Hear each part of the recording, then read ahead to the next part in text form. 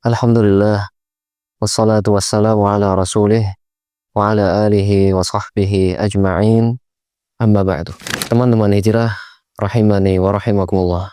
Termasuk hal yang dianjurkan oleh sebagian ulama agar dilakukan pada hari ke-7 setelah kelahiran bayi adalah khitan.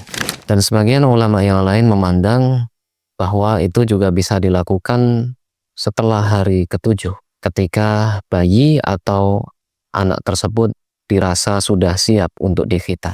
Ulama yang menyatakan bahwa itu dianjurkan pada hari ke-7 mendasarkan pendapatnya pada sebagian riwayat. Demikian juga karena apabila dikhitan pada masa-masa awal setelah kelahiran itu akan lebih cepat pulih, lebih cepat sembuh.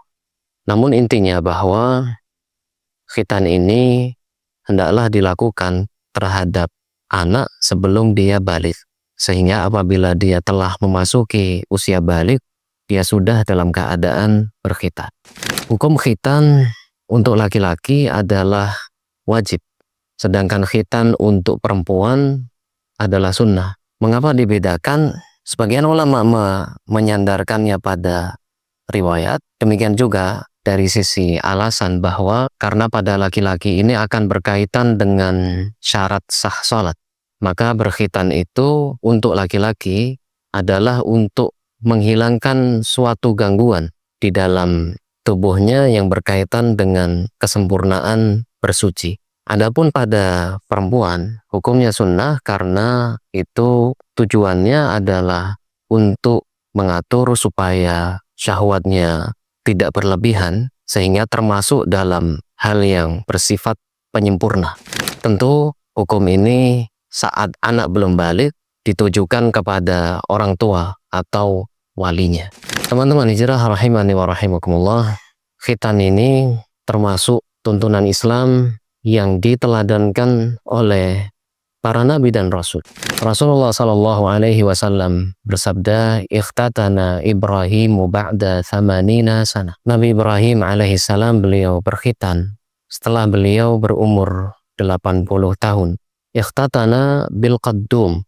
Beliau berkhitan dengan menggunakan alat untuk memotong yang bentuknya seperti kapak. Dan Allah Ta'ala memerintahkan kepada Rasulullah sallallahu alaihi wasallam, begitu juga kepada kita semua, "Tsumma auhayna ilaika anittabi' millata Ibrahim hanifan." Kemudian kami wahyukan kepadamu wahai Nabi agar mengikuti ajaran Nabi Ibrahim yang dia menghadapkan dirinya kepada Allah Subhanahu wa taala. Dan di dalam sebuah hadis Rasulullah sallallahu alaihi wasallam bersabda, "Al-fitratu khamsun." Termasuk tuntunan Islam dan ajaran para nabi itu adalah 5 hal, dan diantaranya adalah khitan.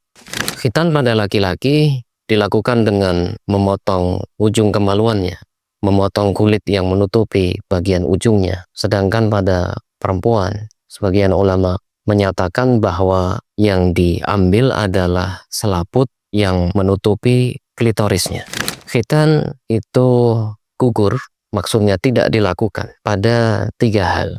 Yang pertama, ketika bayi itu ketika lahir telah berkhitan. Maksudnya ketika dilahirkan pada bagian ujung kemaluannya sudah tidak lagi tertutup. Maka jika seperti itu tidak perlu dilakukan khitan. Kemudian keadaan yang kedua, apabila tidak mampu. Maksudnya berkaitan dengan alasan kesehatan, sehingga apabila dikhitan akan membahayakan jiwanya, seperti ada masalah pada pembekuan darahnya misalnya. Maka jika memang seperti itu, tidak perlu dikhitan. Dan keadaan yang ketiga, apabila bayi atau anak kecil meninggal dunia sebelum dikhitan. Demikian beberapa pembahasan ringkas tentang khitan. Semoga bermanfaat. Wassallallahu wasallam wa baraka ala nabiyyina Muhammad wa ala alihi wa sahbihi ajma'in.